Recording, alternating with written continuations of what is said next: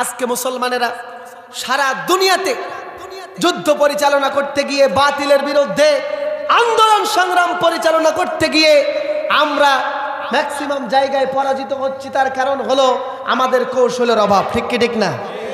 আমাদের যোগ্যতা সম্পন্ন সেক্টর ভিত্তিক সেনাপতির অভাব, যার কারণে আজকে গোটা দুনিয়ায় মুসলমানরা ইমাম দীপ্ত আন্দোলন করবার পরেও এক পর্যায়ে কাফের মুশরিক ইহুদি খ্রিস্টানদের কাছে আমরা হেরে যাই। তার কারণ হলো আমরা কৌশলে ভুল করে ফেলি। ঠিক কিনা বলেন? আমাদের দেশে এই যে সাবেক জালেম সরকার আমাদেরকে পরাস্ত করে ফেলেছিল, এই আমাদের কৌশলের অভাবের কারণে আজকে আমরা জ্ঞান বিজ্ঞানে অনেক পিছিয়ে আছি। সেক্টর ভিত্তিক জনশক্তি আমরা তৈরি করতে পারছি না। বর্তমান দেশের এই সমসাময়িক পরিস্থিতি পর্যবেক্ষণ করলে দেখা যায়, যত জায়গা থেকে জালেমের দোসররা ছাঁটাই হয়েছে, ওই জায়গাগুলোতে আমরা ইমানদার যোগ্য লোককে নিয়োগ দিতে ব্যর্থ হচ্ছি। ঠিক কিনা?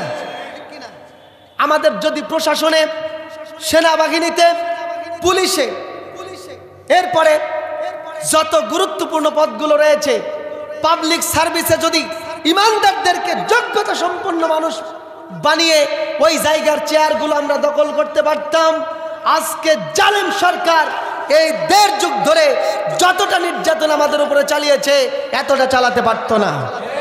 সম্মানিত ভাইরা আমার, এজন্য রাসূলুল্লাহর মক্কা বিজনের এই কৌশল থেকে আমাদেরকে সিদ্ধান্ত গ্রহণ করতে হবে। আমাদেরকেও কৌশলী হতে হবে, জ্ঞান বিজ্ঞানে পারদর্শিতা অর্জন করতে হবে। সমাজের প্রত্যেকটা রাষ্ট্রের প্রত্যেকটা সেক্টরে রাষ্ট্র পরিচালনার প্রত্যেকটা গুরুত্বপূর্ণ পদ আমাদেরকে হোল্ড করতে হবে। কথা বলেন ঠিক কি ঠিক না? রাজশাহীর ব্যবসায়িক প্রাণকেন্দ্র বানেশ্বর বাজার সংলগ্ন গ্যামশিবপুর বটমূল প্রাঙ্গণে স্কুল অব দ্য কোরআনের উদ্যোগে আয়োজিত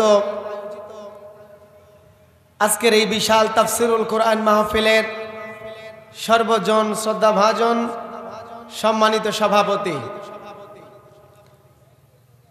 আজকের মাহফিলের সম্মানিত প্রধান অতিথি, বিশেষ অতিথিবৃন্দ, আমন্ত্রিত অতিথিবৃন্দ, দূর দারাজ থেকে আগত দিনদার ইমানদার পরহেজগার মুসলমান ভাইয়েরা, পর্দার অন্তরালে অবস্থানরতা আমার সম্মানিতা মা ও বোনেরা, আজকের মাহফিলের সম্মানিত প্রধান মুফাসসির, জনপদের জননন্দিত জনপ্রিয় মুফাসসিরে কোরআন, উত্তরবঙ্গের আলোড়ন সৃষ্টিকারী মুফাসসিরে কোরআন জনাব আলহাজ হযরত মাওলানা ফখরুল ইসলাম হাদি সাহেব কুড়িগ্রাম,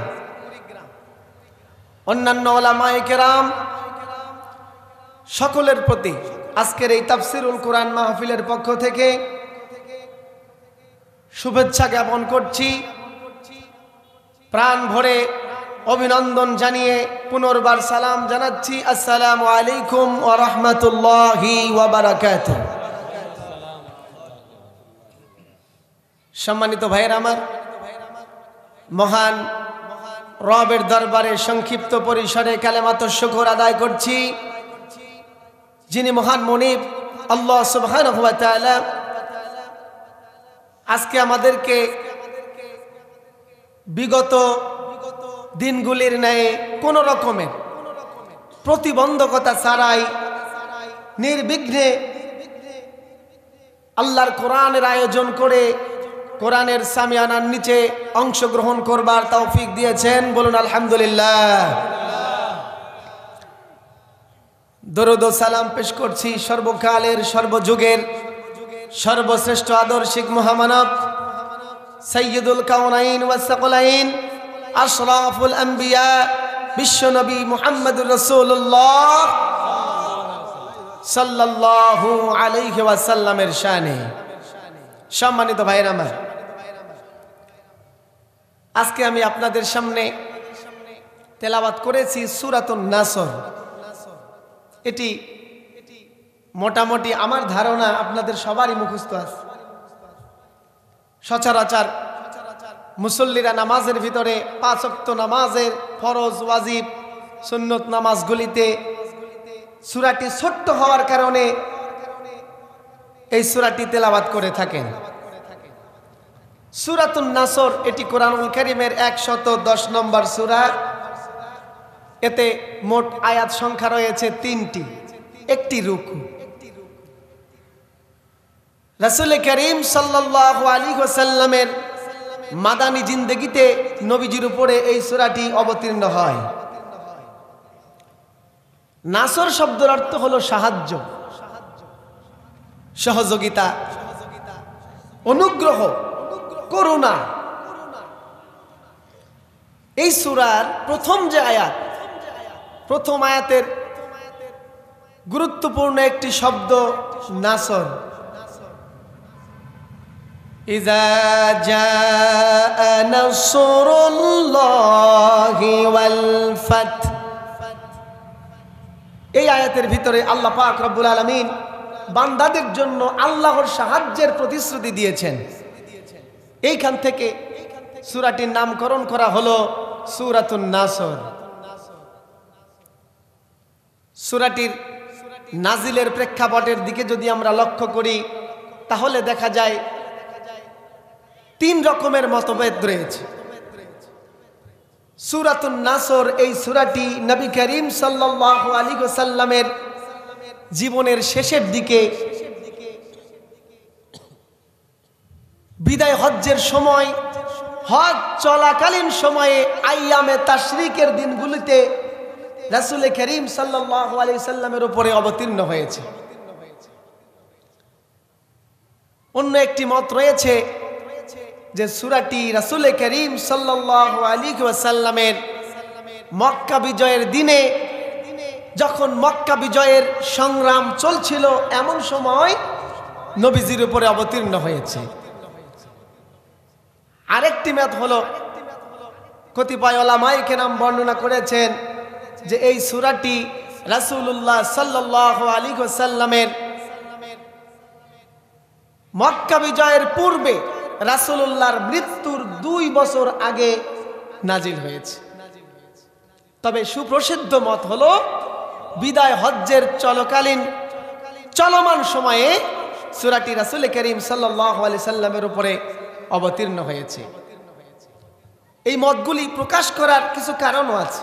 যারা বলেছেন যে সূরাটি রাসূলুল্লাহর ওফাতের 2 বছর আগে নাজিল হয়েছে, তাদের কথা হলো সূরার যে ভাষ্য এবং সূরার ভিতরে আল্লাহ সুবহানাহু ওয়া তাআলা ঈমানদারদেরকে যে প্রতিশ্রুতি দিয়েছেন তা মক্কা বিজয়ের আগের ঘটনা। কেননা সূরা নাসরের ভিতরে ওয়াল ফাত এই বিজয় দ্বারা মক্কা বিজয়কে উল্লেখ করা হয়েছে।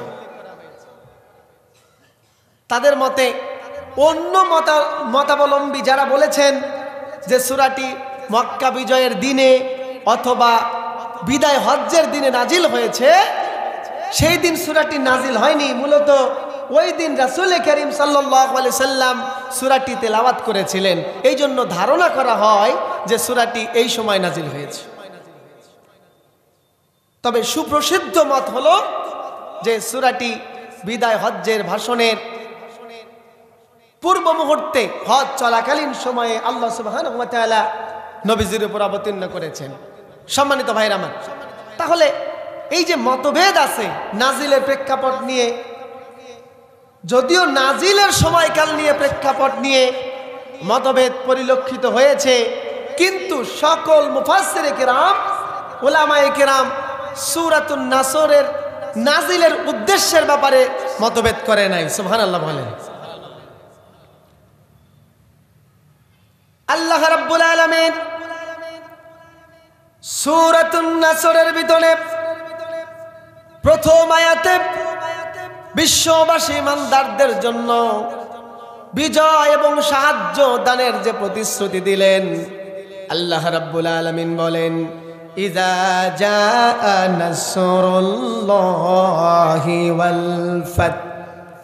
হে নবী, যখন আসবে আল্লাহর সাহায্য এবং বিজয়, পরবর্তী আয়াতের ভিতরে রব্বুল আলামিন জানিয়ে দিলেন ওয়ারাআইতান নাসা ইয়াদখুলুনা ফি দীনিল্লাহি আফওয়াজা, তুমি দেখতে পাবে দলে দলে ঝাঁকে ঝাঁকে মানুষগুলো ইসলামের ভিতরে প্রবেশ করতেছে।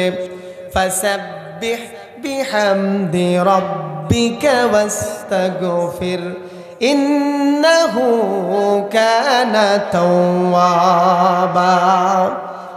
তখন তুমি তোমার রবের পবিত্রতা ঘোষণা করো, প্রশংসা সহিত পবিত্রতা ঘোষণা করো, আর আল্লাহর কাছে বেশি বেশি করে ইস্তিগফার পাঠ করো। ইন্নাহু কানা তাওয়াবা, আল্লাহ হচ্ছেন সব থেকে উত্তম তওবা কবুলকারী। বিদায় হজ্জের চলাকালীন সময়ে আল্লাহ পাক সূরাতুল নাসর নাজিল করে বিশ্বনবীর কর্ণকুহরে সংবাদ জানিয়ে দিলেন। কি সংবাদ? ইযা জাআ নাসরুল্লাহি ওয়াল ফাth, আল্লাহর সাহায্য আসবে, বিজয় আসবে। আল্লাহর সাহায্য, নাসরুল্লাহ, আল্লাহর সাহায্য। এখানে নাসরুল্লাহ, আল্লাহর সাহায্য দ্বারা আমরা কি বুঝি? আল্লাহ পাকের পক্ষ থেকে আমাদের উপরে দয়া, করুণা, সাহায্য আছে না নাই? আছে না নাই? পৃথিবীর মানুষ যখনই যেই প্রান্তে কোনো বিপদের সম্মুখীন হন, ঈমান থাকলে উত্তর দিবেন, আওয়াজ দিয়ে বলুন, বিপদ থেকে রক্ষা করেন যিনি, তার নাম কি? অর্থাৎ ঈমানদারদের উপরে প্রতিনিয়ত, প্রতি মুহূর্ত আল্লাহ পাকের সাহায্য সর্বাবস্থায় বিরাজমান, ঠিক কিনা? তবে এইখানে আল্লাহ সুবহানাহু ওয়া তাআলা নাসরুল্লাহ, সাহায্য বলতে এক ভিন্ন রকমের সাহায্যের প্রতিশ্রুতি ঈমানদারদেরকে দিয়েছেন।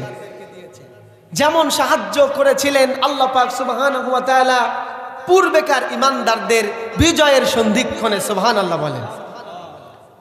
প্রথম কথা হলো আল্লাহর সাহায্য আসবে, দ্বিতীয় কথা হলো বিজয় আসবে। এই যে আল্লাহর সাহায্য এবং বিজয়, দুইটা শব্দকে একসঙ্গে উল্লেখ করা এবং সাহায্যকে আগে নিয়ে এসে বিজয়টাকে পরের শব্দে উল্লেখ করার অর্থ হচ্ছে এমন যে যখন ঈমানদারের বিজয় হয়, এই বিজয় এমনি এমনি হয় না, এর পিছনে আল্লাহর সাহায্য থাকে। কথা বলেন ঠিক কিনা? আল্লাহর সাহায্য ছাড়া ঈমানদার কখনো বিজয় অর্জন করতে পারে নাই, পারবেও না।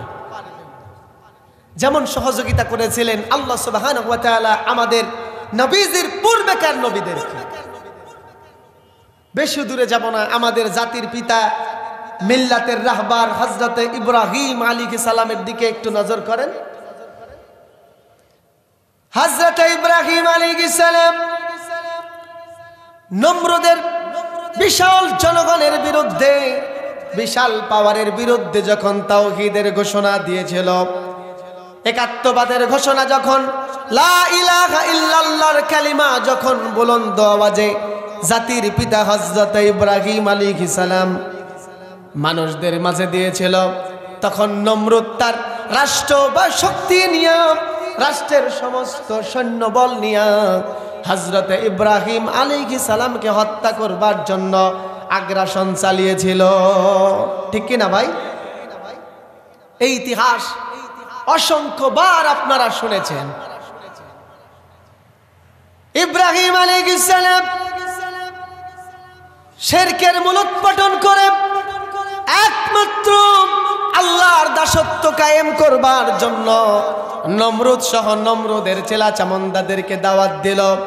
লা ইলাহা ইল্লাল্লাহর ঘোষণা যখন দিলেন, তখন নমরুদ এক বিরাট অগ্নিকুণ্ড সাজাইয়া ইব্রাহিম আলাইহিস সালামকে আগুনের মধ্যে ফেলে দিয়ে তাকে হত্যার ষড়যন্ত্র করল।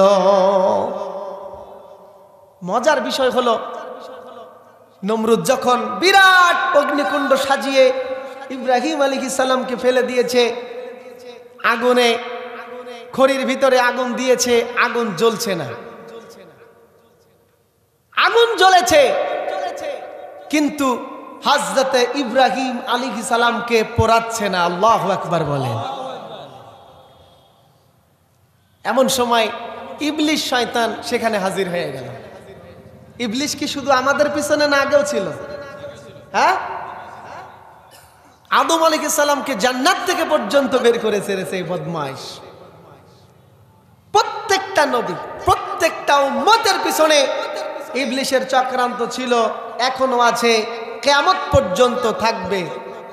যেমনটি করে প্রত্যেকটা নবী, প্রত্যেকটা উম্মতের উপরে জালেমদের নির্যাতন ছিল, ঠিক কি ঠিক না? হযরত ইব্রাহিম আলাইহিস সালামকে আগুনে ফেলে দেওয়া হলো, নমরুদ আগুন জ্বালিয়ে দিল। এই আগুন ইব্রাহিম আলাইহিস সালামকে পুড়াচ্ছে না। আল্লাহ রাব্বুল আলামিন জিবরাইল আমিনকে পাঠিয়ে দিয়েছেন। জিবরাইল এসে হযরত ইব্রাহিম আলাইহিস সালামকে বলছে, আল্লাহর খলিল, এখন আপনাকে আগুনের মধ্যে দগ্ধ করে হত্যা করা হবে। আপনি চাইলে আমি আপনাকে সাহায্য করতে পারি। আমার পাখা দিয়ে একটা বাড়ি দিলে নমরুদের আগুন মুহূর্তের ভিতরে নিশ্চিহ্ন হয়ে যাবে। আল্লাহর নবী ইব্রাহিম আলাইহিস সালাম বলছেন, জিবরাইল রে, তোমার কাছে কোন রকম সাহায্য সহযোগিতা আমার দরকার নাই। আমি যে আল্লাহর তাওহীদের ঘোষণা দেওয়ার কারণে আমার এই অবস্থা, ওই আল্লাহ পাকের সাহায্যই আমার জন্য যথেষ্ট। বলুন সুবহানাল্লাহ। আল্লাহ রাব্বুল আলামিন আগুনকে নির্দেশ দিয়ে দিলেন, কালামে হাকিমে রেকর্ড করা হলো, কুলনা ইয়া নারু কুনি বারদাও ওয়া সালামান আলা ইব্রাহিম। আল্লাহ পাক বলেন, আগুন রে, আমার হাবিবকে পুরানো যাবে না। আমার হাবিবের জন্য আগুন তুমি শান্তিপূর্ণ, নাতিশীতোষ্ণ, জান্নাতি পরিবেশে পরিণত হয়ে যাও। এদিকে নমরুদ চিন্তা করছে, আগুন জ্বালায় দিলাম, ইব্রাহিম তো মাটির তৈরি মানুষ, পড়ে না কেন? ইবলিশ এসে হাজির। কে এসেছে? এর আগে এক মাহফিল আপনাদেরকে বলেছিলাম না, যে রাসূলুল্লাহ বদরের প্রান্তরে আর রাসূলের বিরুদ্ধে যুদ্ধ করতে এসেছিল ইবলিশ, মনে আছে? খালি আমাদের নবীর সময় না, আগেও এসেছিল। ইব্রাহিম আলাইহিস সালাম যখন আগুনে পুড়ছে না, ইবলিশ এসে বলে, নমরুদ, আল্লাহর নবী, ইনি জাতা মানুষ না, এইভাবে পোড়ানো যাবে না। আমার পরামর্শ যদি গ্রহণ করতে চাও, আমি তোমাকে পরামর্শ দিতে পারি। নমরুদ বলছে, হ্যাঁ বলো, কি করা লাগবে বলো। শয়তান বলছে, নমরুদ শোনো, আল্লাহর নবীকে আল্লাহ পাক ফেরেশতা দিয়ে আবৃত করে রেখেছেন। যতক্ষণ পর্যন্ত এখান থেকে ফেরেশতা হটানো যাবে না, ততক্ষণ ইব্রাহিমকে আগুন দিয়ে পোড়ানো যাবে না। নমরুদ বলছে, বলো কি করতে হবে বলো। ফেরেশতা তাড়ানো লাগবে, ইব্রাহিমকে আর বাঁচতে দিব না। শয়তান বলছে, নমরুদ, এই জায়গাকে অপবিত্র করা লাগবে, জায়গাকে পরিবেশ নষ্ট করে দিতে হবে। এই জায়গা যখন অপবিত্র হয়ে যাবে, আল্লাহর রহমতের ফেরেশতারা এখান থেকে বিদায় হয়ে যাবে। কি করতে হবে? শয়তান বলছে, এখন তুমি কিছু যুবক যুবতীদেরকে জড়ো করে তাদেরকে এখানে জেনাতে লাগায় দাও। 40 জন যুবতী নারী আর 40টা যুবককে একসঙ্গে করে তাদেরকে জেনার পারমিশন দেওয়া হলো। তারা এই জায়গাতে ইচ্ছা রকম জেনায় লিপ্ত হয়ে গেল। আর এর মাধ্যমে ইবলিশ মনে করেছে আল্লাহর ফেরেশতারা এখান থেকে চলে যাবে। তখনই আগুনের কুণ্ডলীর ভিতরে ইব্রাহিম আলাইহিস সালাম পুরে সারখার হয়ে যাবে। কালেমার তাওহীদের ঝান্ডা এখানেই বন্ধ হয়ে যাবে, কালেমার দাওয়াত স্থগিত হয়ে যাবে। তাওহীদের ঘোষণা আর দেওয়ার মতো কেউ পৃথিবীতে থাকবে না। আল্লাহ পাক রব্বুল আলামিন সেই দিন ইব্রাহিম আলাইহিস সালামকে ওই নমরুদের আগুন অগ্নিকুণ্ডের ভিতরে সাহায্য করলেন। এর নাম হলো নাসরুল্লাহ। এর নাম কি? এই ঘটনা থেকে ছোট্ট একটা শিক্ষণীয় বিষয় আমাদের রয়েছে। এই যে বিগত 5 আগস্টের পূর্বে আমরা আমাদের দেশেও লক্ষ্য করলাম, যখন দ্বীনের মুজাহিদ তাওহীদের ঝান্ডাবাহী ওলামায়ে কেরামকে আজে বাজে মিথ্যা রটানো মামলা দিয়ে কারারুদ্ধ করা হলো, আর দুনিয়ার মুসলমান যখন তাদেরকে রক্ষা করবার জন্য আন্দোলনে ফেটে পড়ল, এক আল্লামা সাঈদীর জন্য সারা দেশে 2 শতাধিক মানুষ বুক পেতে জীবন দিল।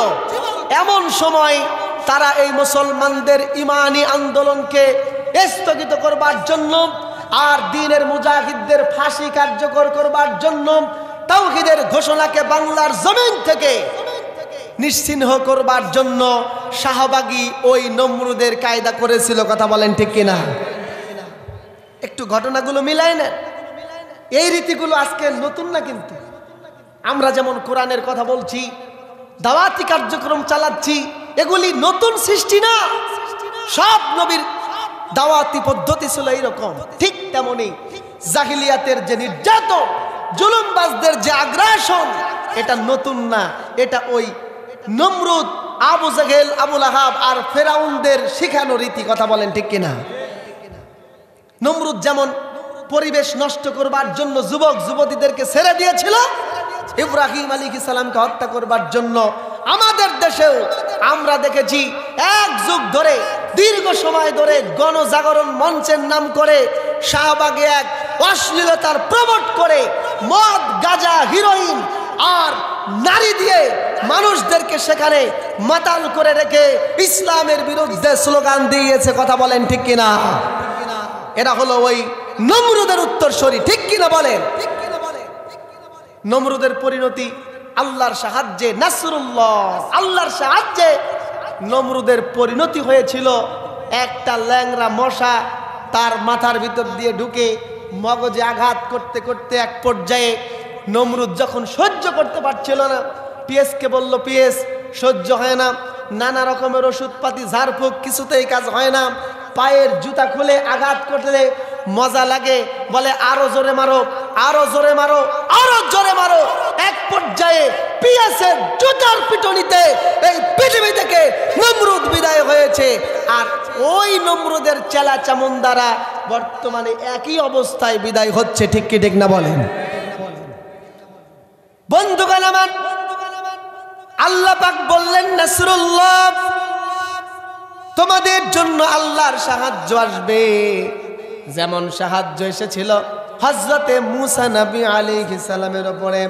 ফেরাউন যখন হযরতে মূসা আলাইহিস সালামের ভাই হারুন আলাইহিস সালাম দুইজন নবী সহ তার সমস্ত সাহাবীদেরকে হত্যা করবার জন্য চূড়ান্ত আগ্রাসন চালিয়েছিল, আল্লাহ রাব্বুল আলামিন ওই যে লোহিত সাগরে যে 12টি রাস্তা মূসার লাঠির আঘাতে করে দিয়েছিলেন, এইখানে মূসার কোনো ক্ষমতা ছিল না, কোনো কুদরত ছিল না।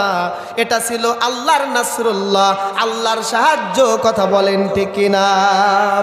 আল্লাহ রাব্বুল আলামিন বলেন, ফান্তাকামনা মিনহুম فأغرقناهم في اليم بأنهم كذبوا بآياتنا وكانوا عنها غافلين।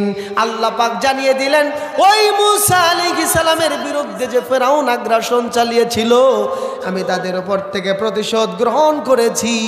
তাদেরকে পানিতে, সাগরের পানিতে ডুবায়া ধ্বংস করে দিয়েছি। বলেন আল্লাহু আকবার। কোরআনুল কারীমে ঘটনাগুলো রেকর্ড করা আছে। আল্লাহ বলেন, ফান্তাকামনা মিনহুম ফাআগরাকনাহুম ফিল ইয়াম। মূসার শত্রু ফেরাউনের সৈন্যবাহিনীকে আমি প্রতিশোধ নিয়ে সাগরের পানিতে ডুবায়ে শেষ করে দিয়েছি।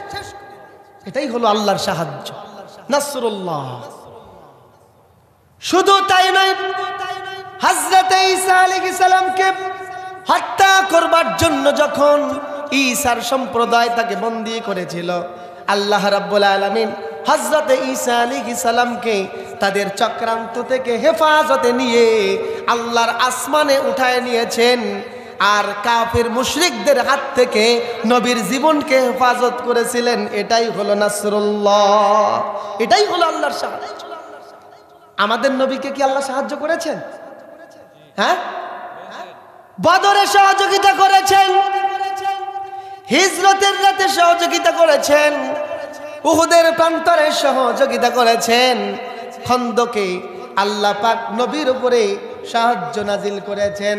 আর আল্লাহ রাব্বুল আলামিন সূরাতুন নাসরের আয়াতের ভিতরে নাসরুল্লাহ দ্বারা মক্কা বিজয়ের সাহায্যের ঘোষণা দিয়ে দিলেন। বলুন সুবহানাল্লাহ। আল্লাহ পাক বলছেন ইজা জাআ নাসরুল্লাহ, ঈমানদারেরা আল্লাহর সাহায্য আসবে, ওয়াল ফাত, এবং বিজয় আসবে। এই যে ওয়াল ফাত, ফাতহুন শব্দের অর্থ হলো বিজয়। এখানে উলামায়ে কেরাম, মুফাসসিরে কেরাম সর্বসম্মতক্রমে মতামত ব্যক্ত করেছেন যে এই যে সূরা নাসরের ভিতরে ফাতহুন, এই ফাত শব্দের অর্থ হলো মক্কা বিজয়। কিসের বিজয়? কোরআনুল কারীমে আল্লাহ সুবহানাহু ওয়া তাআলা তিনটা সুনির্দিষ্ট এবং গুরুত্বপূর্ণ বিজয়ের ইঙ্গিত দিয়েছেন। একটা হলো ফাতহুম মুবিন। ফাতহুম মুবিন বলা হয়েছে হুদাইবিয়ার সন্ধিকে। আর একটা হলো ফাতহুন করিব, আসন্ন বিজয়। আর এটা হলো আল্লাহ রাব্বুল আলামিন যেটি বলেছেন, এটা হলো ফাতহুন, এই বিজয়টা হলো চূড়ান্ত বিজয়। সম্মানিত ভাইরা আমার, আল্লাহ রাব্বুল আলামিন এইখানে ফাতহুন শব্দের দ্বারা মক্কা বিজয়ের ইঙ্গিত করলেন। আল্লাহ পাক জানিয়ে দিলেন যে তোমাদের জন্য আল্লাহর সাহায্য আসবে, আর মক্কা অচিরেই বিজিত হবে, বিজয় হবে। মক্কা বিজয় হবে, গোটা দুনিয়ায় ইসলামের চূড়ান্ত সফলতা এসে যাবে। মক্কা বিজয়ের সেই ঘটনা আপনারা বারংবার শুনেছেন। মক্কা বিজয়ের পটভূমির দিকে যদি আমরা নজর করি, বিশ্বনবী সাল্লাল্লাহু আলাইহি ওয়াসাল্লাম দীর্ঘ 13টি বছর মক্কায় কাফেরদের নির্যাতন নিষ্পেষণে এক পর্যায়ে মক্কা মাতৃভূমি ছেড়ে মদিনায় হিজরত করে চলে গেলেন। মদিনায় হিজরতের পরে নবীজি দীর্ঘ সময় ধরে 6টি বছর মদিনার রাষ্ট্রপ্রধান হিসাবে দায়িত্ব পালন করবার পরে এক পর্যায়ে 6ষ্ঠ হিজরিতে তিনি মক্কা সফর করার জন্য আকাঙ্ক্ষা পোষণ করলেন। স্বপ্নের মাধ্যমে বিশ্বনবী মক্কা সফর করে হজ পালন করবার এক ইচ্ছা সাহাবীদের সামনে প্রকাশ করার পরে সাহাবা আজমাইন বললেন, ইয়া রাসূলুল্লাহ, আপনি যেহেতু স্বপ্নে দেখেছেন, আমরাও আপনার সঙ্গে আমাদের ফেলে আসা, আমাদের ছেড়ে আসা মাতৃভূমিতে একটা বার যেতে চাই। দীর্ঘ 6টি বছর ধরে আমরা মক্কায় যেতে পারি নাই, মক্কা সফর করে আল্লাহর ঘর কাবাটা জিয়ারত করতে চাই। আল্লাহর নবী সাল্লাল্লাহু আলাইহি সাল্লাম সঙ্গে 14শত সাহাবী নিয়ে মক্কা অভিমুখে রওনা করেছেন। প্রতিমধ্যে কুরাইশরা রাস্তা আটকিয়ে রাসূলের যাত্রাকে থামিয়ে দিল। সেই জায়গাতে রাসূল করিম সাল্লাল্লাহু আলাইহি সাল্লাম এবং কুরাইশদের ভিতরে একটা সন্ধি হলো, হুদাইবিয়ার সন্ধি। 6ষ্ঠ হিজরির ঘটনা। রাসূল করিম সাল্লাল্লাহু আলাইহি সাল্লাম এই জায়গায় কুরাইশদের সঙ্গে সন্ধি করলেন।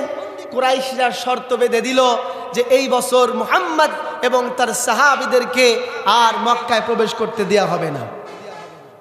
তারা বলল, সন্ধি করার মাধ্যমে তারা শর্ত জুড়ে দিল যে রাসূলুল্লাহ সাল্লাল্লাহু আলাইহি সাল্লাম এবছর উমরা পালন করতে পারবে না।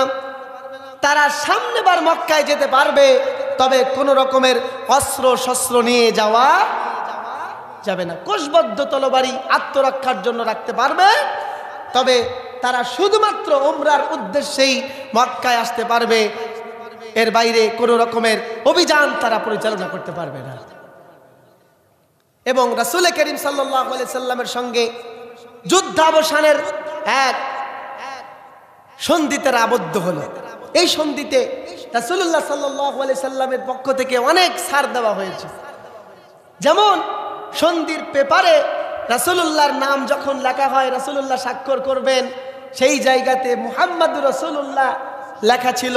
কাফিররা আপত্তি করলো, আমরা তো নবীকে রাসূল হিসাবে মানি না, সুতরাং মুহাম্মদ থাকবে, রাসূলুল্লাহ থাকবে না। এবং সন্ধির উপরে শুরু হবে বিসমিল্লাহ দিয়ে। তারা আপত্তি করলো, বিসমিল্লাহ আমরা মানি না, কারণ আমরা আল্লাহর প্রতি ঈমান আনিনি। সাহাবা আজমাইন ক্ষোভে ফেটে বলল না, এটা হতে পারে না, মুহাম্মদ রাসূলুল্লাহর নামের সঙ্গে রাসূলুল্লাহ থাকবে, এটা মুছতে হবে না, মুছতে কারো সুযোগ দেওয়া হবে না। রাসূল করিম সাল্লাল্লাহু আলাইহি সাল্লাম বললেন, সাহাবীরা থেমে যাও। নিজ হাতে তিনি মুহাম্মদ নামের পাশ থেকে রাসূলুল্লাহ কেটে দিলেন। তিনি উদারতা পোষ করলেন এবং বিসমিল্লাহ শব্দটি হুদায়বিয়ার সন্ধির পেপার থেকে আল্লাহ রাসূল সাল্লাল্লাহু আলাইহি সাল্লাম কেটে দিলেন, সাময়িকভাবে কাফিরদেরকে সন্তুষ্ট করবার জন্য। সম্মানিত ভাইরা আমার, সন্ধি হলো, সন্ধির মেয়াদ দেওয়া হলো 10 বছর। আর কিছুদিন যেতে না যেতেই এই সন্ধি ভঙ্গ করে কুরাইশ গোত্র পারস্পরিক যুদ্ধ বিগ্রহ আবার শুরু করে দিল। আমি ঘটনা লম্বা, অত ঘটনা বলার সময় আমার হবে না। মক্কা বিজয়ের এই পটভূমি বলতে গিয়ে হুদায়বিয়ার সন্ধি বললাম। আল্লাহ রাব্বুল আলামিন রাসূলুল্লাহ সাল্লাল্লাহু আলাইহি ওয়াসাল্লামের ছাড় দেওয়ার মানসিকতা নিয়ে উদারতাপূর্ণ এই সন্ধিকে একটা সুস্পষ্ট বিজয় হিসাবে কোরআনুল কারীমে ঘোষণা দিয়েছেন। সুবহানাল্লাহ। আল্লাহ পাক বলেন, ইন্না ফাতাহনা লাকা ফাতহুম মুবিনা। আল্লাহ পাক বললেন, হে নবী, এইটা হলো তোমাদের জন্য সুস্পষ্ট বিজয়। কেন সুস্পষ্ট বিজয় বলা হলো? এই জন্য বলা হলো যে নবীজির ইতিহাসে এই হুদায়বিয়ার সন্ধি হওয়ার পরে সব থেকে বেশি পরিমাণ মানুষ ইসলাম গ্রহণ করে, কালিমা গ্রহণ করে মুসলমান হয়েছে। সুবহানাল্লাহ। এই হুদায়বিয়ার সন্ধির পরেই হযরত খালিদ বিন ওয়ালিদ রাদিয়াল্লাহু তাআলা আনহু ইসলাম গ্রহণ করেছে এবং এই হুদায়বিয়ার সন্ধির মাধ্যমেই মক্কা বিজয়ের পটভূমি রচনা হয়েছিল। আর এই হুদায়বিয়ার সন্ধি ভঙ্গের কারণেই আল্লাহর নবী সাল্লাল্লাহু আলাইহি সাল্লাম মদিনা থেকে 10,000 সৈন্যবাহিনী সাথে নিয়ে 10,000 সশস্ত্র সাহাবীদেরকে সাথে নিয়ে মক্কা অভিমুখে রওনা করলেন। আল্লাহু আকবার বলেন। সম্মানিত ভাইরা আমার, বিনা রক্তপাতে প্রাথমিক পর্যায়ে কুরাইশরা সারেন্ডার হয়ে গেল। মাঝখানে কিছু মজার ঘটনা রয়েছে। আল্লাহ রাসূল সাল্লাল্লাহু আলাইহি সাল্লাম রমজানের 18 তারিখ 8ম হিজরি যখন মক্কা অভিমুখে রওনা করেছেন, মক্কার নিকটবর্তী জায়গায় একটা উপত্যকায় এসে রাসূলুল্লাহ সাল্লাল্লাহু আলাইহি সাল্লাম তাঁবু গাড়লেন। রাত হয়ে গেছে। তিনি রাতের বেলায় মক্কা আক্রমণ করার জন্য আগ্রহ প্রকাশ করলেন না। সিদ্ধান্ত হলো যে ফজরের নামাজের পরে আমরা মক্কায় প্রবেশ করব, কাবা ঘর দখল করব ইনশাআল্লাহ। রাতের বেলা রাসূল করিম সাল্লাল্লাহু আলাইহি সাল্লাম সাহাবীদেরকে বললেন, সাহাবীরা, তোমরা চুলা করবে অনেক, আগুন জ্বালাবে অনেক, আর পায়খানা তৈরি করবে কম করে। 10,000 মানুষ অল্প স্বল্প পায়খানা তৈরি করলে কি সুবিধা হবে? আল্লাহ রাসূল বললেন, আমাদের জনসংখ্যার তুলনায় অধিক পরিমাণ চুলা তোমরা তৈরি করো, আগুন জ্বালায় দাও, আর আমাদের মানুষের তুলনায় পায়খানা তৈরি করবে কম।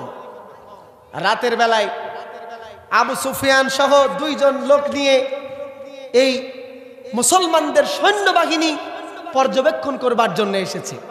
আবু সুফিয়ান একজনকে পাঠিয়ে দিল, তুমি যাও দেখে এসো তাদের অবস্থাটা কেমন। পাহাড়ের উপর থেকে তাকিয়ে দেখছে এত পরিমাণে চুলা জ্বালানো হয়েছে, না জানি কত লক্ষ মানুষ সেখানে উপস্থিত। আল্লাহু আকবার। আবু সুফিয়ানের প্রতিনিধি গিয়ে বলছে, আবু সুফিয়ান, অবস্থা তো খারাপ, এত পরিমাণে মানুষ, মানুষ গুনবো কি করে? চুলা গুনেই তো শেষ করতে পারি নাই।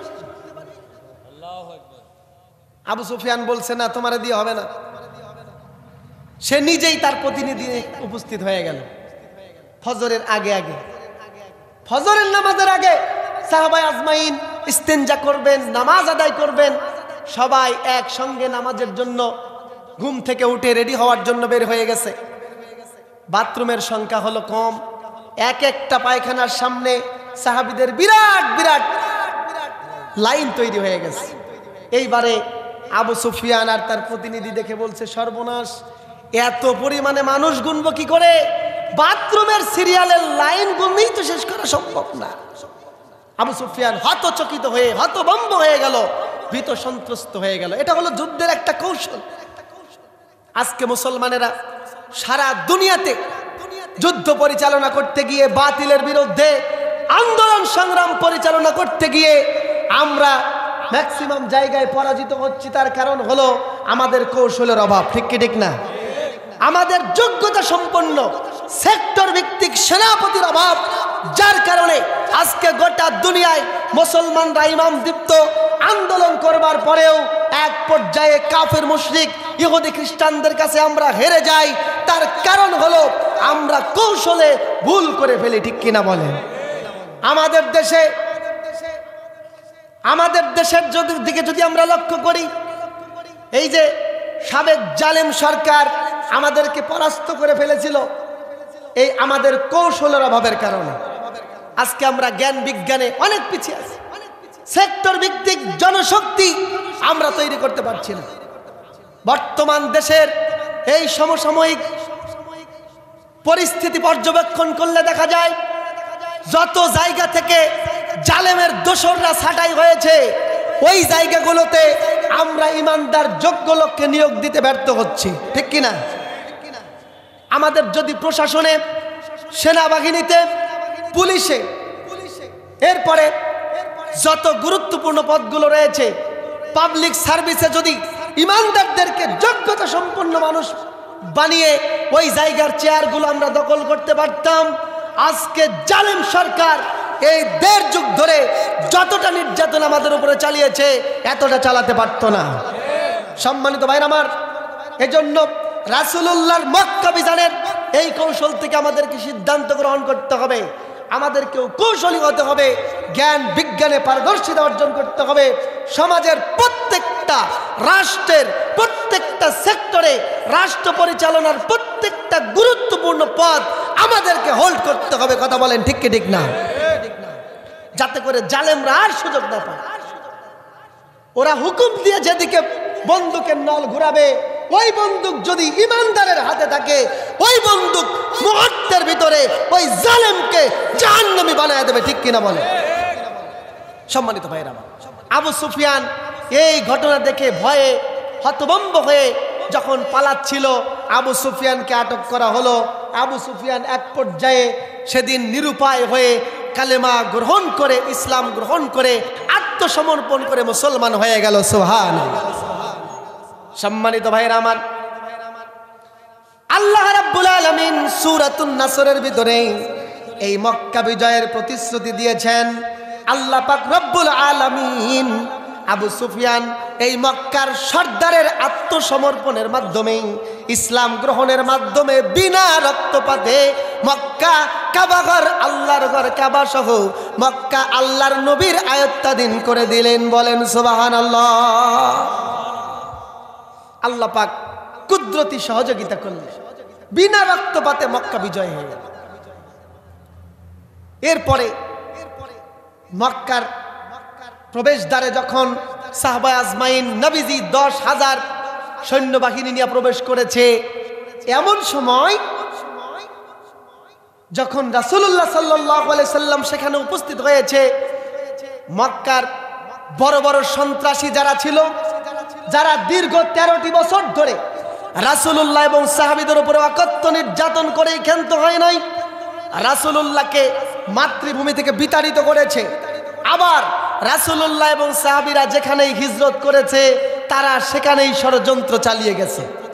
আবিসিনিয়ায় সাহাবীরা যখন হিজরত করে, রাসূলের সাহাবীদের উপরে ওখানেও ষড়যন্ত্র করেছে এই কুরাইশরা। মক্কা থেকে হিজরত করে যখন মদিনায় গিয়েছে, মদিনা রাষ্ট্র, এই প্রতিষ্ঠিত ইসলামী রাষ্ট্রকে ধ্বংস করবার জন্য বদর, উহুদ, খন্দকে আগ্রাসন চালিয়েছে এই কুরাইশ সন্ত্রাসীরা। সবাই সেদিন মাথা নত করে রাসূলুল্লাহর কাছে হাজির হয়ে গেছে। সকলের মনে ইয়া নফসি শুরু হয়ে গেছে। আল্লাহর নবী সাল্লাল্লাহু আলাইহি সাল্লাম রাহমাতাল লিল আলামিন, গোটা দুনিয়ার আদর্শিক মহামানব, সেদিন ডাক দিয়ে কুরাইশদেরকে বলল, কুরাইশরা, আজকে তোমরা আমাদের কাছ থেকে, আমার কাছ থেকে কিরকম ব্যবহার আশা করছো? কুরাইশ সম্প্রদায় তখন এক বাক্যে জবানে আওয়াজ করে বলল, আমরা আমাদের এক বিশ্বস্ত উত্তম ভাইয়ের সন্তান, বিশ্বস্ত ভাইয়ের কাছ থেকে উত্তম আচরণ আশা করতেছি। চিন্তা করেছেন? নবীজির উপরে এত নির্যাতন করবার পরেও কাফির মুশরিকরা বলছে, আমাদের উত্তম ভাইয়ের পুত্র তুমি মুহাম্মদ, তুমিও উত্তম, তোমার কাছে উত্তম আচরণ আশা করছি। মাথা নত করে দিয়েছে। বিশ্বনবী ঘোষণা করলেন, আজ তোমাদের সবাইকে সাধারণ ক্ষমা দিয়ে দেওয়া হলো। আল্লাহু আকবার। নবীজির মহানুভবতা, উদারতা। নবীজি বললেন, আবু সুফিয়ানকে মাফ করে দিয়েছি। আবু সুফিয়ানের ঘরে যারা আশ্রয় নেবে তাদেরকেও মাফ করে দেওয়া হলো। যারা অস্ত্র নামিয়ে ফেলবে, ঘরের দরজা লাগিয়ে ঘরে অবস্থান করবে, মাফ করে দিলাম। যারা কাবা ঘরের ভিতরে আশ্রয় নেবে, মাফ করে দেওয়া হলো। আর সাহাবীদেরকে নির্দেশ দিলেন, কেউ যদি তোমাদের উপরে অস্ত্র ধারণ না করে তোমরা তার উপরে আঘাত করবে না। অর্থাৎ আক্রান্ত হলে পরে প্রতিহত করতে হবে। কেউ যদি আক্রমণ না করে কারো উপরে নির্যাতন করা যাবে না। এমনকি আল্লাহর নবী সাল্লাল্লাহু আলাইহি সাল্লাম নির্দেশ দিলেন, কোনো বৃক্ষরাজি ধ্বংস করা যাবে না, ফল ফসল ধ্বংস করা যাবে না, আর বয়োবৃদ্ধ এবং নারী শিশুদের উপরে কোনো রকমের নির্যাতন করবে না। উত্তম আচরণের প্রতিশ্রুতি দিলেন মুহাম্মদুর রাসূলুল্লাহ। সাধারণ ক্ষমা দিয়ে দিলেন। এটা সেই সাধারণ ক্ষমা না? আমাদের দেশে 1971 সালে পাকিস্তানিদের বিরুদ্ধে যুদ্ধ হলো। দীর্ঘ 9 মাস যুদ্ধ চলাকার পরে পাকিস্তানিদের হাত থেকে বাংলাদেশ স্বাধীনতা অর্জন করলো। হ্যাঁ, এই স্বাধীনতার পরে স্বাধীনতার স্থপতি ছিল, নেতা ছিল বঙ্গবন্ধু শেখ মুজিবুর রহমান, নাকি বলে? শেখ মুজিবুর রহমানের পক্ষ থেকে বাংলাদেশিদের উপরে সাধারণ ক্ষমা ঘোষণা করা হলো। আর পাকিস্তানি হানাদাররা অস্ত্র জমা দিয়ে আত্মসমর্পণ করল। এই সাধারণ ক্ষমা ঘোষণা করার পরেও তার নাম বিক্রি করে খাওয়া, তার নামটা ব্যবহার করে স্বৈরাচার, লেডি কিলার, বাংলার এবং পৃথিবীর ইতিহাসে এক নৃশংস রাক্ষসী এই সাধারণ ক্ষমাকে উপেক্ষা করে প্রতারণা করে আবার এই যুদ্ধাপরাধের নাম করে আমার দেশের ওলামায়ে কেরাম, দ্বীনের মুজাহিদদেরকে ফাঁসির কাস্টে ঝুলিয়ে ক্রস ফায়ার করে আমার দেশের মুজাহিদদেরকে এই জমিন থেকে বিদায় করেছে। ঠিক কিনা বলেন? এটা এইরকম ভণ্ডামির সাধারণ ক্ষমা নয়। এই সাধারণ ক্ষমা হলো বিশ্বনবী সাল্লাল্লাহু আলাইহি ওয়াসাল্লামের পক্ষ থেকে সাধারণ ক্ষমা। বিশ্বনবী সাধারণ ক্ষমা দিয়ে দিলেন এবং শর্ত জুড়ে দিলেন, কেউ যদি অস্ত্র ধারণ না করে আমরা তার উপরে আঘাত করব না। সম্মানিত ভাইয়েরা আমার, সবাই মাথা নত করল। মাঝখান থেকে আবু জেহেলের পুত্র ইকরামা আর তার একজন বন্ধু, এই দুইজন আড়াল থেকে মুসলমানদের দিকে তীর নিক্ষেপ করল। এইবারে রাসূলুল্লাহ বলেছেন, অস্ত্র কেউ ধারণ না করলে তাকে আঘাত করা যাবে না, কিন্তু যদি অস্ত্র ধারণ করে তার উপরে, তার বিরুদ্ধে জিহাদ করতে হবে। কি হবে না? কথা বলেন, হবে কি হবে না? আল্লাহ রাব্বুল আলামিন কালামে হাকিমে অসংখ্য জায়গাতে সুস্পষ্ট ঘোষণা দিয়েছেন, যখন তোমাদের বিরুদ্ধে কাফের মুশরিকরা জিহাদ করে তখন তোমরাও তাদের উপরে, তাদের বিরুদ্ধে জিহাদ করো, তাদের উপরে আক্রমণ চালাও। এই মক্কা বিজয়ের শান্তিপূর্ণ সাধারণ ক্ষমাকে উপেক্ষা করে যখন ইকরামা আর তার সঙ্গে আঘাত হানলো, সঙ্গে সঙ্গে তীরের আঘাতে আল্লাহর নবীর দুইজন সাহাবী শাহাদাত বরণ করে মাটিতে লুটিয়ে পড়ল। হযরত খালিদ বিন ওয়ালিদ বিজয় বীর সেনানী সঙ্গে সঙ্গে তাদের উপরে ঝাঁপিয়ে পড়লেন, সঙ্গে সঙ্গে তাদের 24 জন কাফিরকে জাহান্নামী করে দিলেন।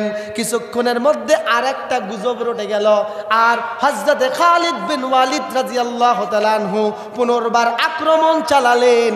এর মাধ্যমে 70 জন কাফের জাহান্নামী হয়ে গেল। এর মধ্যে একটা সূক্ষ্ম ঘটনা, তা হলো যখন খালিদ বিন ওয়ালিদ প্রতিশোধ নেবার জন্য আক্রমণ চালালো, 24 জন মৃত্যুবরণ করলো। সাহাবীরা এবং কুরাইশরা রাসূলের কাছে সংবাদ নিয়ে পৌঁছালো, ইয়া রাসূলুল্লাহ, আপনি সাধারণ ক্ষমা দেওয়ার পরেও খালিদ বিন ওয়ালিদ আক্রমণ করেছে। রাসূলুল্লাহ পরিষ্কার ধারণা পেলেন কাফিররা আগে আক্রমণ করেছে, তারপরে মুসলমানরা প্রতিহত করতে গিয়ে তাদের উপর আক্রমণ করেছে। কিন্তু যেই লোকটাকে পাঠানো হলো, রাসূলুল্লাহ বললেন আক্রমণ থামাও, আর মানুষকে হত্যা করো না। যেই প্রতিনিধি পাঠানো হলো, ইনি খালিদ বিন ওয়ালিদ রাদিয়াল্লাহু তাআলা আনহুর কাছে গিয়ে বলবেন যে থামিয়ে দিতে বলেছেন আল্লাহ রাসূল, আর কাউকে আঘাত করা যাবে না। কিন্তু মুখ ফসকে তিনি বললেন তাদের উপরে আরো আক্রমণ চালাও। বলেন আল্লাহু আকবার। যুদ্ধের পরে মক্কা যখন শান্ত হয়ে গেল, তখন রাসূল করিম সাল্লাল্লাহু আলাইহি সাল্লাম তাকে জবাবদিহিতার আওতায় নিয়ে আসলেন। হযরত খালিদ বিন ওয়ালিদ রাদিয়াল্লাহু তাআলা আনহু বললেন, খালিদ, আমার নির্দেশ পাওয়ার পরেও কেন যুদ্ধ থামেনি? তখন ওই প্রতিনিধিকে বলা হলো যে ইনি তো আমাদেরকে পুনরায় আক্রমণ করার জন্য খবর দিয়েছে। তখন সে বলল, আমি তো এই কথাটাই বলতে গিয়েছিলাম, কিন্তু প্রতিমধ্যে একজন আমার সামনে এসে আমাকে বলল এই কথা বলা যাবে না, যে বলো তাদেরকে আরো মারতে হবে। মুফাসসিরে কেরাম ধারণা করছেন, ঐতিহাসিকগণ ধারণা করছেন, এটা আর কেউ নয়, যে ব্যক্তি ভয় দেখিয়েছিল সে ছিল আল্লাহর ফেরেশতা জিবরাইল। বলেন সুবহানাল্লাহ।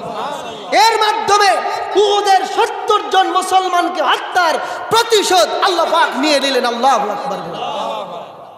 মক্কা বিজয়ের এই ঘটনা থেকে আমাদেরকে শিক্ষা নিতে হবে। ভাইরা আমার, মক্কা বিজয়ের পরে আল্লাহর নবী শান্তিপূর্ণ সাধারণ ক্ষমার ঘোষণা করে দিলেন। নবীজি নির্দেশ দিলেন, অস্ত্র যদি কেউ ধারণ করে তার অবস্থা খারাপ করা হবে, এবং অস্ত্র ধারণ করবার অপরাধেই আরো 70 জন কাফেরকে হত্যা করা হলো, আর বাকিদেরকে সাধারণ ক্ষমা দিয়ে দেওয়া হলো। 14 জনের বিরুদ্ধে বড় রকমের মামলা ছিল, তাদেরকে শাস্তির আওতায় নিয়ে এসে তাদেরকে শাস্তি দেওয়া হলো। তার মধ্য থেকে মাত্র 6 জনকে মৃত্যুদণ্ড দেওয়া হলো। আবু জেহেলের পুত্র ইকরামা ইসলাম গ্রহণ করল, আল্লাহর নবী তাকে মাফ করে দিলেন। এরপরে যখন যায়েনাব রাদিয়াল্লাহু তাআলা আনহার হত্যাকারী তার স্বামী ইসলাম গ্রহণ করলেন, আল্লাহর নবী সঙ্গে সঙ্গে নিজের কন্যার হত্যাকারীকে মাফ করে দিলেন। আমির হামজা রাদিয়াল্লাহু তাআলা আনহুর হত্যাকারীকে আল্লাহর নবী মাফ করে দিলেন। তার কলিজা বের করে উহুদের প্রান্তরে দাঁত দিয়ে চিবিয়ে চিবিয়ে খেয়েছিল হিন্দা, এই হিন্দাকেও আল্লাহর নবী সেদিন মাফ করে দিয়ে সর্বোচ্চ উদারতা, সর্বোচ্চ মহানুভবতা প্রকাশ করলেন। সম্মানিত ভাইরা আমার, মুসলমানদেরকে শিক্ষা গ্রহণ করতে হবে। বাংলাদেশের বর্তমান এই প্রেক্ষাপটে 5 আগস্টের ছাত্র জনতার গণ আন্দোলনে এদেশটা জালেম মুক্ত হয়েছে, স্বৈরাচার মুক্ত হয়েছে, স্বাধীনতা লাভ করেছে। এই স্বাধীনতার মাধ্যমে ওলামায়ে কেরাম, দ্বীনের মুজাহিদ আর ছাত্র জনতার পক্ষ থেকে সাধারণ মানুষকে, সাধারণ অপরাধীদেরকে সাধারণ ক্ষমার ঘোষণা দেওয়া হয়েছে না হয় না? মক্কা বিজয়ের ঘটনা থেকে শিক্ষা গ্রহণ করুন। এই সাধারণ ক্ষমাকে উপেক্ষা করে যারা আবার এই রাষ্ট্রের ভিতরে অস্ত্র ধারণ করে এই রাষ্ট্রের পরিবেশকে অস্থিতিশীল করবার জন্য পায়তারা করবে, তাদের বিরুদ্ধেও অ্যাকশন নেওয়ার দরকার আছে না নাই? সুতরাং সাবধান হয়ে যাও। ইসকন হোক আর ছাত্রলীগ, আওয়ামী লীগ, যুবলীগ, যে যে জায়গা থেকে, রিক্সা লীগ আর ফকির লীগ, যেই জায়গা থেকে এদেশে অধিকারের জন্য আন্দোলন করো, কোনো সমস্যা নাই। অধিকারের জন্যই দেশকে স্বাধীন করা হয়েছে, কিন্তু অধিকারের নাম করে জালেমদের, স্বৈরাচারের পুনর্বাসনের জন্য যে আন্দোলন করবে, সে যদি আমার দেশের উপদেষ্টা পরিষদের সদস্য শুধু নয়, প্রধান উপদেষ্টা হয়, আর্মির প্রধান হয়, পুলিশের প্রধান হয়, বাংলার জনগণ মেনে নেবে না। ঠিক কিনা বলো? প্রতিহত করতেই হবে। ষড়যন্ত্রকে রুখে দিতে হবে। কোনোভাবেই এদেশে আর জালেমের পুনর্বাসন হতে দেওয়া হবে না। ঠিক তেমনি যারা ১.৫ যুগ ধরে মুসলমানদের উপরে নির্যাতন করেছে, নিষ্পেষণ করেছে, ওলামায়ে কেরামকে হত্যা করেছে, জল জরিমানার মাধ্যমে এদেশের মানুষকে নাস্তানাবুদ করে দিয়েছে, একটা বদমাশকেও ছেড়ে দেওয়া হবে না। সরকারের আসন তো দূরের কথা, চাকুরির চেয়ার থেকে লাথি মেরে ফেলে দিতে হবে। উপদেষ্টা তো দূরের কথা, দেশে তাদেরকে উন্মুক্তভাবে স্বাধীন চলাফেরা করতে দেওয়া হবে না। ঠিক কিনা বলেন? অচিরেই বাংলার মানুষ আবার জেগে উঠবে।